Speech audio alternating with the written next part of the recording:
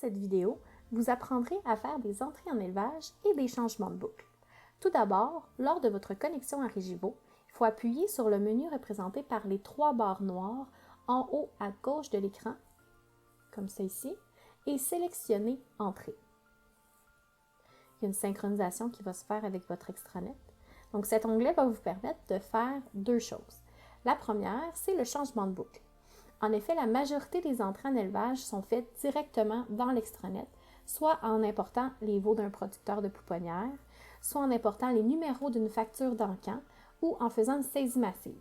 Pour savoir comment procéder, vous pouvez vous rendre directement sur votre extranet et télécharger le guide d'utilisateur ou communiquer avec votre agent de mise en marché pour tous les détails.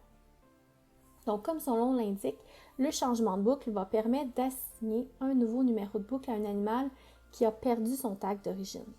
Donc, il faut commencer par inscrire le nouveau numéro d'identifiant. Donc, par exemple, ici, je vais entrer... Parfait. La date de pause, que vous mettez le nouveau tag. Donc, par exemple, aujourd'hui, on est le 18 mars. Parfait. Le numéro d'identifiant précédent, donc celui qui a perdu. Il faut rentrer 124 000. J'ai 182 011 321. Et donc, vous voyez ici, en inscrivant le numéro d'identifiant, toutes les informations du veau qui ont été rentrées lors de son entrée en élevage vont s'afficher automatiquement.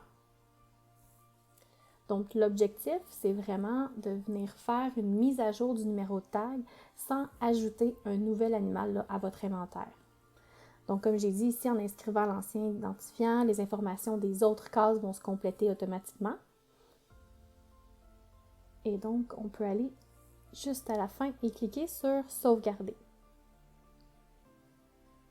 Donc, comme on voit, le changement de boucle a été effectué avec succès. Lorsque votre application va être synchronisée avec votre extranet, donc lors de votre prochaine connexion à Internet ou à un Wi-Fi, l'ancien identifiant ne sera plus accessible dans votre menu déroulant. Donc, le deuxième objectif de l'onglet Entrée, c'est les entrées en élevage. Donc, si on retourne sur le menu, on clique sur Entrée.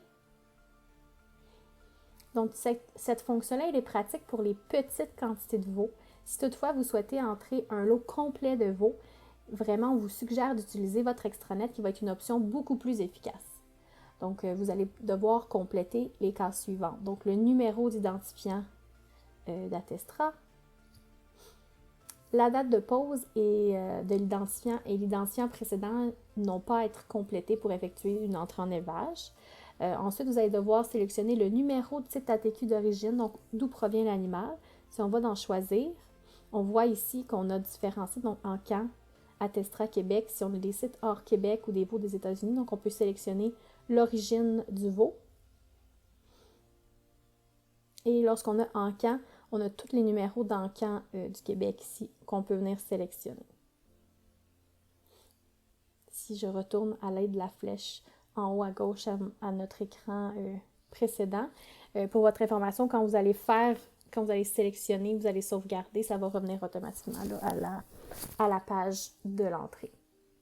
Donc, si on continue, il faut entrer aussi le numéro de site ATQ de destination qui va représenter votre site. Donc, tous vos sites qui sont en lien avec votre entreprise vont être listés déjà ici, étant donné que c'est connecté avec votre extranet.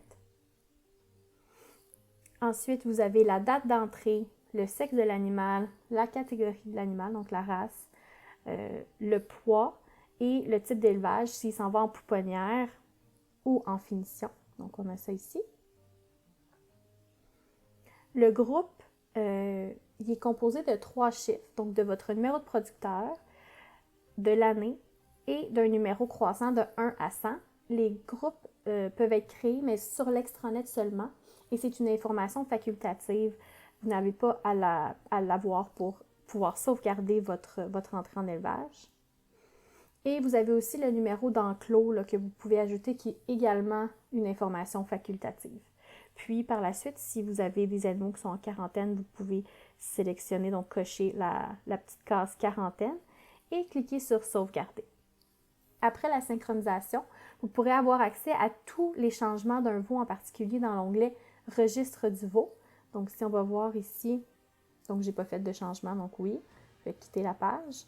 Donc, quand on parle du registre du veau, on revient dans la barre, dans le menu qui est en haut à gauche, et on a « Registre du veau » qui est juste ici. Mais pour plus de détails sur cet onglet « Registre du veau », veuillez consulter le tutoriel sur les traitements individuels où l'onglet « Registre du veau » sera expliqué plus en détail. Donc, n'hésitez pas à regarder tous les autres tutoriels Rigivo pour savoir comment utiliser toutes les fonctionnalités de l'application. Merci!